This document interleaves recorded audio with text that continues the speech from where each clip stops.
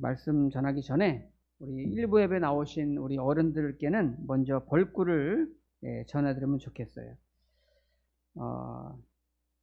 우리 사모님이 일로 나오셔서 몇 분 안 되니까 여러분 이렇게 나오셔서 받아가면 좋을 것 같아. 그래서 당신에서 집어주시고, 자, 여기 이름 있으신 분들 나오세요. 여기 나와서 받아가시면 좋겠어요. 우리 이정인 권사님, 또죠? 우리 김의자 권사님, 오경자 집사님, 주혜경 성도님, 조성남 권사님, 김숙하, 아직 안 오셨죠? 강민숙 권, 아유, 이렇게 젊으신 분들이 벌써 65세가 넘었다니 참 믿기지가 않네요. 예. 자, 예, 이렇게 젊으신데 세상에. 자, 여러분 우리 다 같이 크게 박수로 축복하겠습니다. 예, 감사합니다. 오래오래 건강하시라고 감사합니다. 그래도 우리 잠깐 제가 우리 어른들을 위해서 잠깐 기도하겠습니다. 사랑과 은혜가 풍성하신 하나님 아버지, 이 시간 우리 부모님들 위해 기도합니다. 평생을 자식 위해 고생하신 연로하신 부모님들, 점점 나이 들어가며 마음껏 움직일 수 없고 기억력도 사라져가고 마음이 불안하지 않도록, 외롭지 않도록, 서럽지 않도록 하나님이 위로하여 주시옵시고, 항상 주님이 나와 함께 하심을 믿고 주님께 힘을 얻게 하시고, 언젠가 하나님 앞에 설 때까지 눈과 귀가 흐려지지 않게 하시고, 매 시간 생명의 말씀을 통하여 영육 간에 강건한 힘을 얻게 하여 주시옵소서. 젊을 때의 힘과 활력은 사라져갈지라도 하나님 나라를 소망하는 마음은 더 아름답고 더 멋지고 더 빛나게 하여 주시옵시고, 날로 믿음은 약해지만 믿음은 더욱더 강건하여지게 하여 주시옵시고, 남은 여생의 기쁨과 감사로 넘치게 하여 주시옵소서. 예수님의 이름으로 기도하옵나이다. 아멘. 네, 우리 부모님들 너무너무 축하드립니다. 감사합니다. 조금 전에 마가복음 4장 35절부터 41절까지 우리가 읽었는데요. 오늘 말씀 가운데 우리 성도님들에게 큰 은혜가 있기를 축복합니다. 오늘 본문 내용은 우리가 읽으신 대로 바다를 배경으로 이제 배가 건너가는 내용인데요.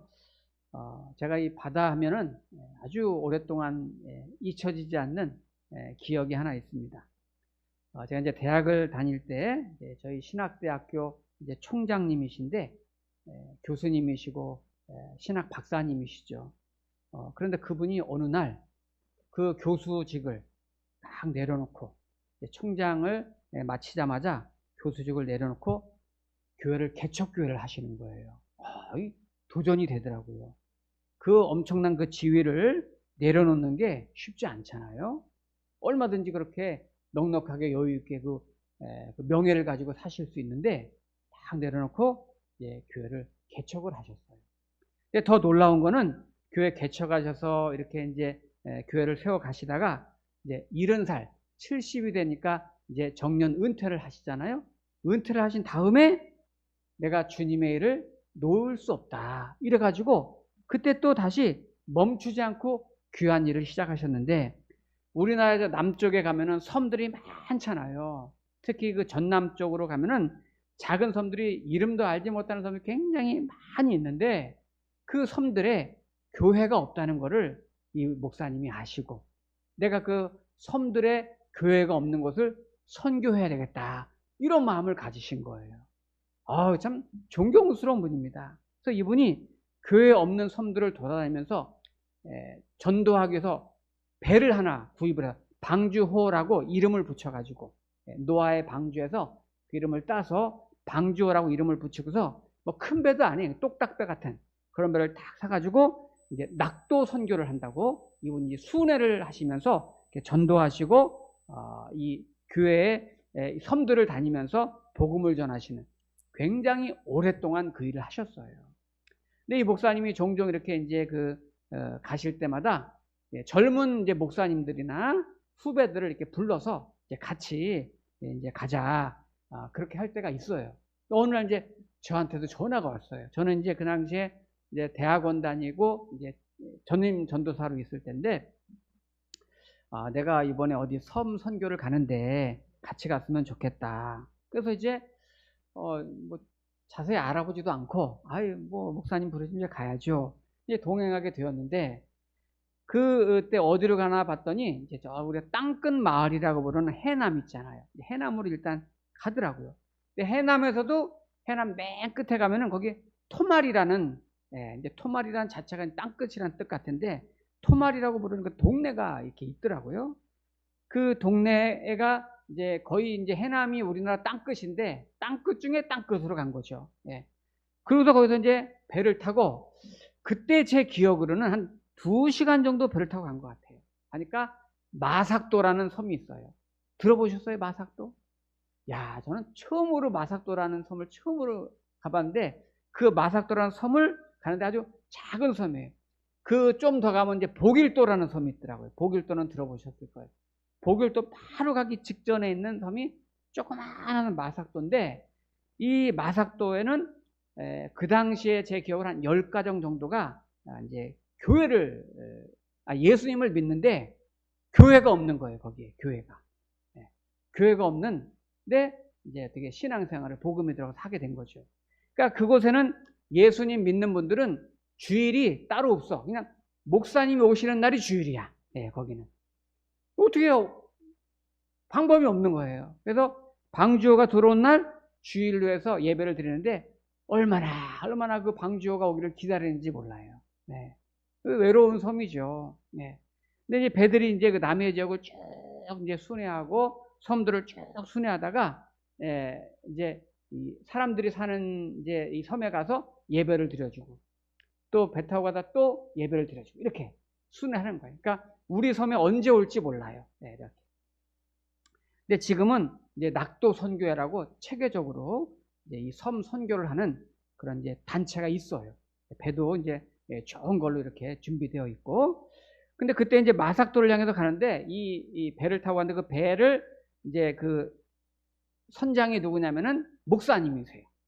목사님이고 사모님이 같이 옆에 계시고. 그리고 이제 이 그 총장님 하셨던 이 목사님이랑 저랑 넷이서 이제 그 배를 타고 마삭도로 들어가는 거예요. 근데 바다라는 게 참 이상해요. 갑자기 먹구름이 확 끼면서 바다 바람이 세거든요. 바다 바람이 확 불어오니까 야, 저는 물을 제가 무서워하거든요.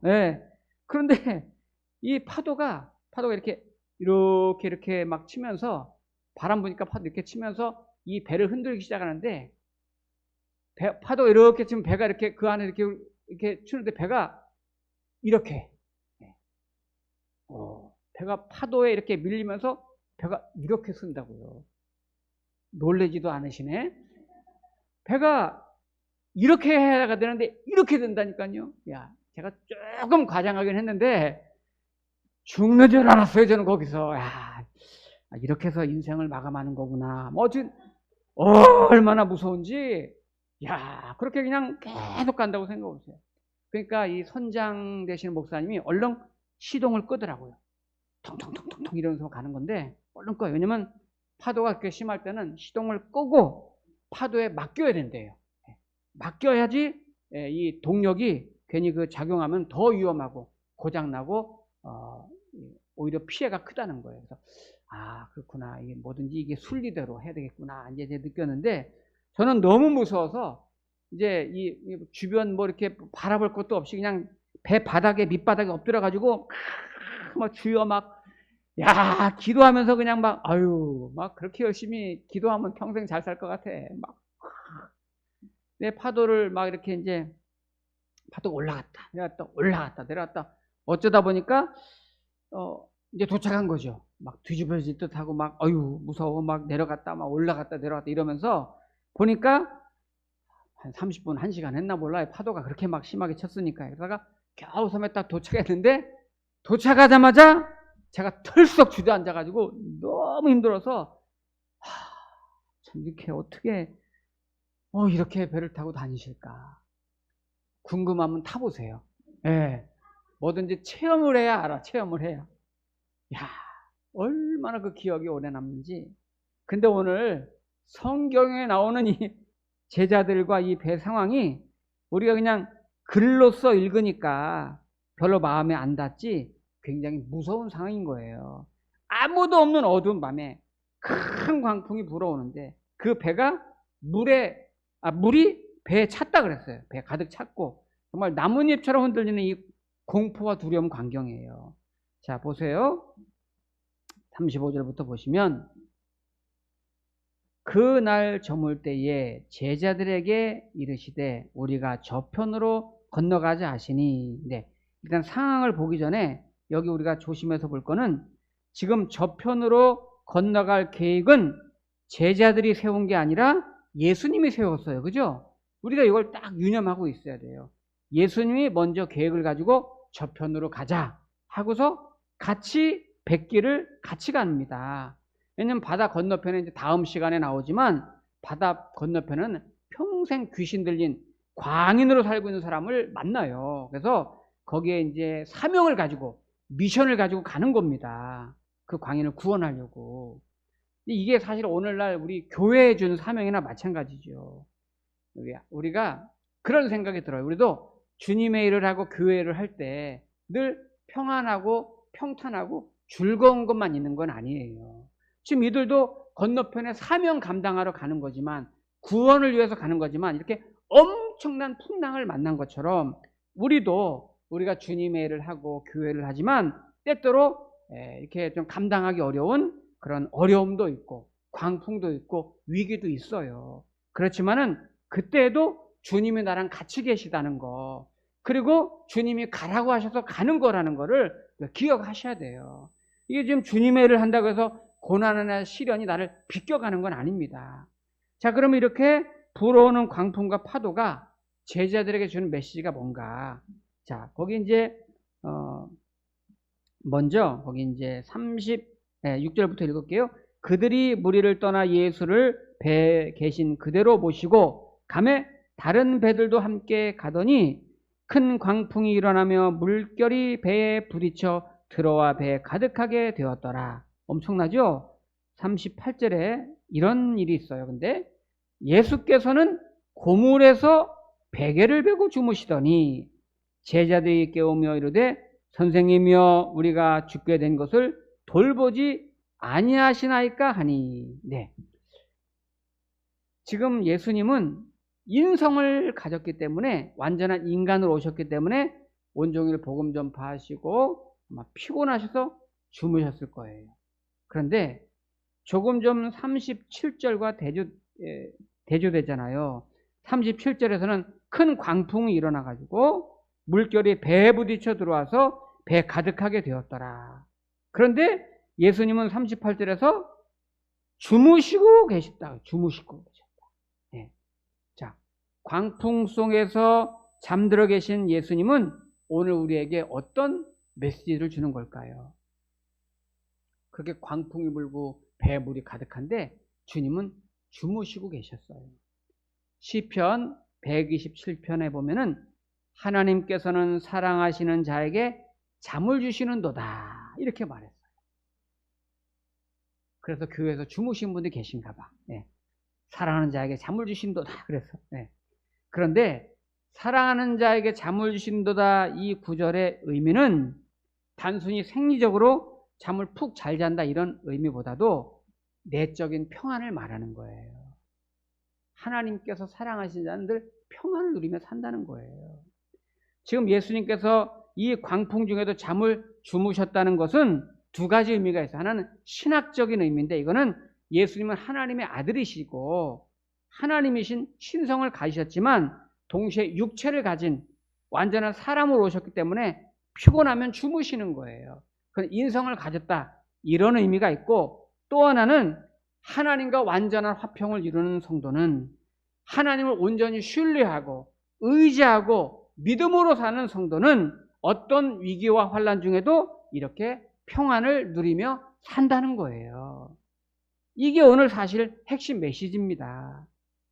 마치 여러분 우리 주변에 이제 막 시끄럽고 막 요란하고 그래도 엄마 품에 이렇게 앉아서 새근새근 엄마 가슴 물고 이렇게 젖을 먹고 있는 애기는 그냥 새근 잠들어 먹는 그런 거랑 똑같이 주변은 막 시끄럽고 요란해도 그런 것처럼 내 주변에 어떤 환난과 광풍과 위기가 온다 할지라도 정말 하나님을 신뢰하고 의지하고 또 하나님께 사랑받는 사람은 평안함을 유지한다는 것이 오늘 예수님을 통해서 우리가 배울 수 있는 거예요.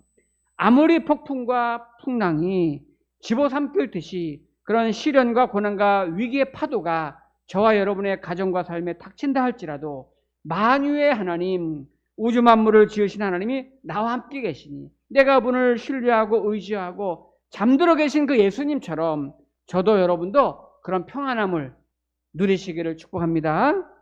자, 그래서 계속 보시면 39절에 예수께서 깨어 바람을 꾸짖으시며, 제자들이 이제 예수님 깨운 거잖아요. 바다더러 이르시되 잠잠하라 고요하라 하시니 바람이 그치고 아주 잔잔하여지더라. 네, 지금 예수님이 제자들이 깨우니까 일어나셔가지고 바람을 꾸짖으세요. 잠잠하라, 또 바다더러 고요하라, 이렇게 말씀하세요. 그 예수님은 하나님이신 예수님이시니까 바다와 이 바람과 자연 우주 만물을 다스리시는 주인이신 것을 우리가 여기서 알 수 있죠. 아, 예수님 하나님이시구나. 그러니까 바다와 이 파도도 그냥 잔잔해지잖아요. 이 바람도, 그죠? 그리고 제자들에게 굉장히 중요한 말을 하나 하죠. 거기 보면은 이제 40절에 보니까 이에 제자들에게 이르시되 어찌하여 이렇게 무서워하느냐, 너희가 어찌 믿음이 없느냐 하시니. 네, 지금 제자들에게 약간 좀 꾸짖는 것처럼 말씀하시죠.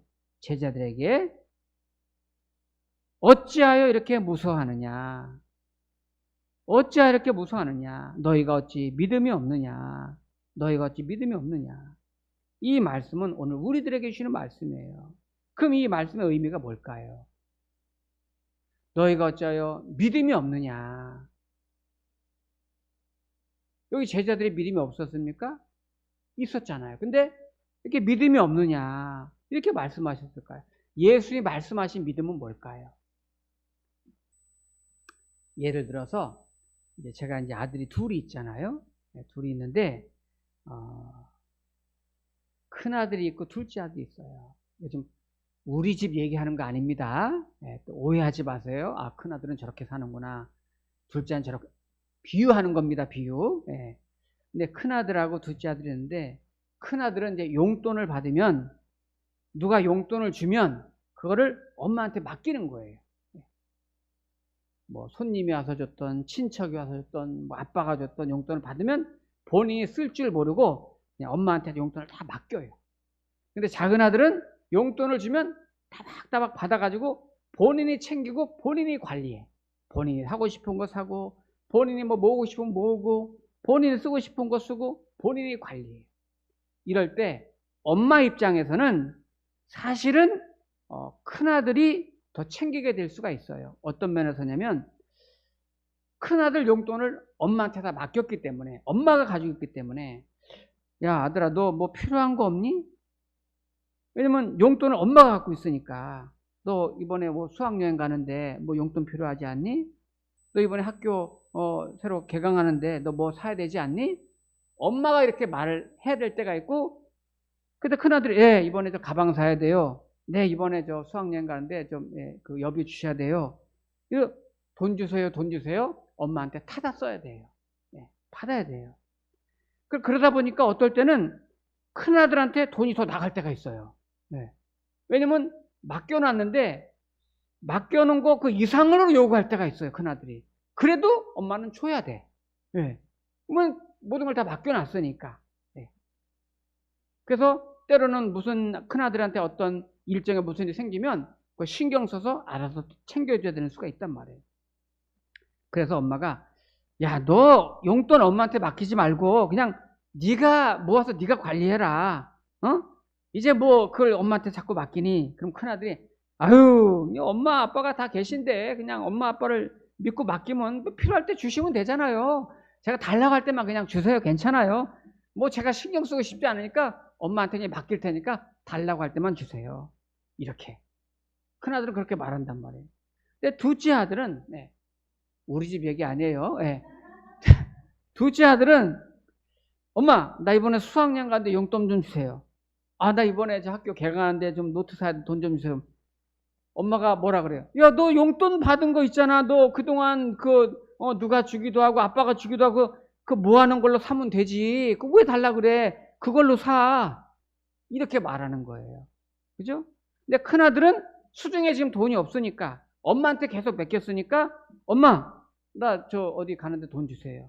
나 어디 저 돈 필요해. 그러니까 엄마가 따박따박 돈 줘야 돼요. 때가 되면은 신경 써서 주고 챙겨줘야 돼요.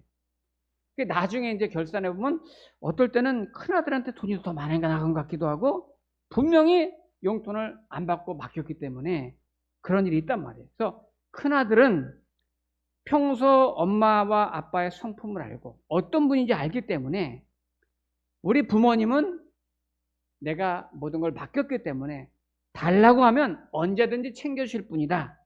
이런 작은 믿음이 있으니까 그런 신뢰가 있으니까 그냥 맡기는 거고 또 필요할 때 달라고 하는 거예요. 우리의 믿음도 이렇게 두 종류 믿음이 있는 거예요. 하나는 예수님을 믿는 믿음이 있는 거예요. 예수를 믿는 믿음이 있어야 그분을 내가 믿고 영접해야 구원을 받고 그 은혜 안에 사는 거죠. 그 예수를 믿는 믿음이 있고 또 하나는 예수님의 믿음을 내가 갖는 믿음이 있는 거예요. 네. 내가 예수님을 믿는 믿음이 있고 그 예수님의 믿음을 내가 갖는 믿음이 있단 말이에요. 그러니까 우리는 예수님을 믿는 믿음도 중요하지만 더 중요한 거는 예수님의 그 믿음을 내가 갖는 게 더 중요한 거예요. 그래서 예수님을 믿는 것도 중요한데 이게 지금 제자들의 믿음이에요. 예수님을 믿어요. 그러니까 같이 배 타고 가자니까 같이 갔잖아요. 그런데 예수님은 너희들이 그 믿음의 수준을 넘어서 예수님의 믿음, 내 믿음을 너희들도 갖기 원한다. 이런 풍랑 중에도 평안을 누릴 수 있는 그런 나의 믿음을 너희도 갖기 원한다는 거예요. 자, 그래서 우리 성경 구절 하나 찾아볼게요. 제가 좋아하는 구절인데 갈라디아서 있습니다. 그 마가복음 뒤로 쭉 가면 갈라디아서라고 돼 있는 성경이 있어요. 갈라디아서, 고린도전서, 후서 다음에 갈라디아서가 있어요.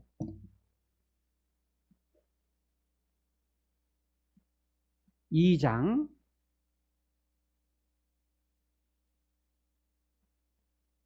제가 참 좋아하는 말씀인데요. 갈라디아서 2장 20절 말씀 보세요.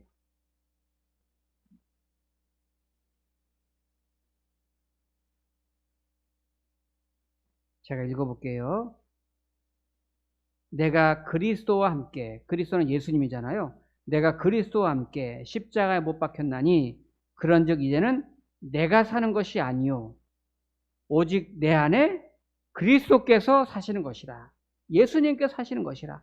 이제 내가 육체 가운데 사는 것은 이 세상을 살아가는 거예요. 사는 것은 나를 사랑하사 나를 위하여 자기 자신을 버리신 하나님의 아들이 예수님이죠. 하나님의 아들을 믿는 믿음 안에서 사는 것이라.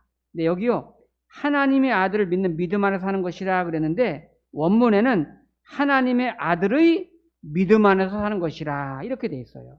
그러니까 참된 믿음이라는 것은 뭐냐면 나를 사랑하사 나를 위하여 자기를 버리신 그 예수님을 믿는 그 믿음 안에서 예수님의 믿음 안에서 사는 것이라 그 말이에요. 그 말이에요. 우리는 보통 그래서 여기 믿음이 이제 소유격으로 표현이 되어 있는데 자, 우리는 보통 예수님을 믿고 살아가죠. 예수님을 믿고 살아가는데 이것도 믿음이죠. 이것도 믿음인데 예를 들면 이런 거죠. 예수님은 여기 계시고 나는 여기에 있는 거예요.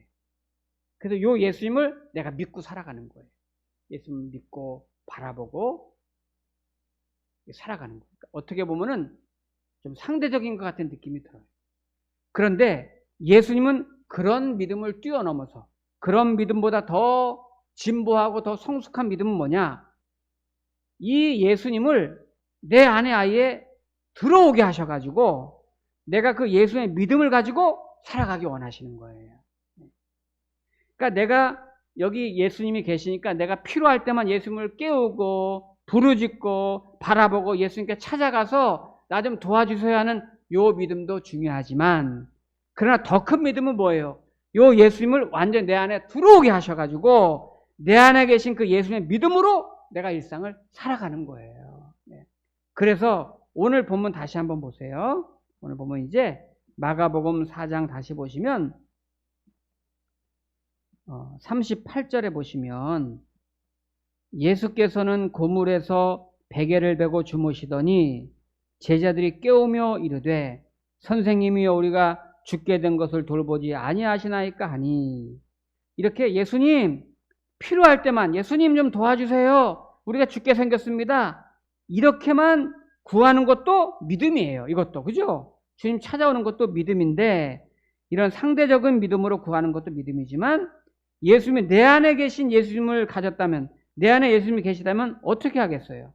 39절을 보면은 예수께서 깨어 바람을 꾸짖으시며 바다들에 잠잠하라 고요하라 하시니, 이러면서 40절에 그런 거예요. 이에 제자들에게서 어찌하여 이렇게 무서워하냐, 너희가 어찌 믿음이 없느냐. 정말 내 안에 예수님이 계시다면, 그런 평안이 있다면 여러분, 파도가 오고 위기가 와도 우리는 어떻게? 잠잠하라 고요하라 이렇게 말할 수 있단 말이에요. 내 안에 예수님 모시고 살아가는 그런 믿음이 있으면. 그러니까 지금 배 안에 있는 제자들은 예수를 믿고 동행하는 믿음은 있었지만은 예수를 내 안에는 모시지 못한 그런 약한 믿음을 가지고 있는 거예요. 그래서 제자들이 뭐라고 놀랍니까? 마지막 절 41절에 보니까 그들이 심히 두려워하여 서로 말하되 그가 누구이기에 바람과 바다도 순종하는 거 하였더라. 예수님을 내 안에 모시지는 못했기 때문에 정말 예수님이 어떤 분인지 아직 다 몰랐던 거죠. 우리 성도님들은 예수님을 믿고 있습니다. 근데 어느 정도로 여러분 믿고 있어요? 예수님을 그냥 여기 계신데 내가 필요할 때 예수님 도와주세요, 예수님 이거 좀 해결해 주세요, 이렇게 내가 무슨 뭐 알라딘처럼, 뭐 도깨비 방망이처럼, 뭐 요술램프처럼, 뭐 정말 큰일 났어요 예수님 나 좀 도와주세요, 이렇게 급하게 막 예수님 흔들어 깨우고 간구하는 그런 믿음인지, 물론 그런 믿음도 좋은 믿음이고 중요한 믿음인데, 예수님은 정말 이 모든 만물을 마음껏 다스리실 수 있는, 환난과 고난까지 예수님의 손안에 다 있는 만왕의 왕이고 만주의 주이신 그 예수님이 내 안에 모시고 있다면, 여러분 예수님이 물론 광풍 중에 폭풍 중에 개의치 아니고 주무신 그 예수님, 제자들이 절규하고 부르셔서 깨워오시니까 주님은 도와주세요. 물론 그래도 우리를 도와주세요. 근데 이보다도 확실한 거는 우리에게 닥친 폭풍우가 있고 광풍이 있고 파도가 우리의 인생을 막 흔들어 놓는다 할지라도 내 안에 예수님이 계시다면 우리는 안전한 거예요. 그런 거에 두려워할 필요가 없는 거예요. 평안한 거예요. 내 인생은 절대 난파되지 않는다는 것을 믿으시기 바랍니다. 내 안에 주님이 계신데 주님이 같이 빠져 죽으시겠어요?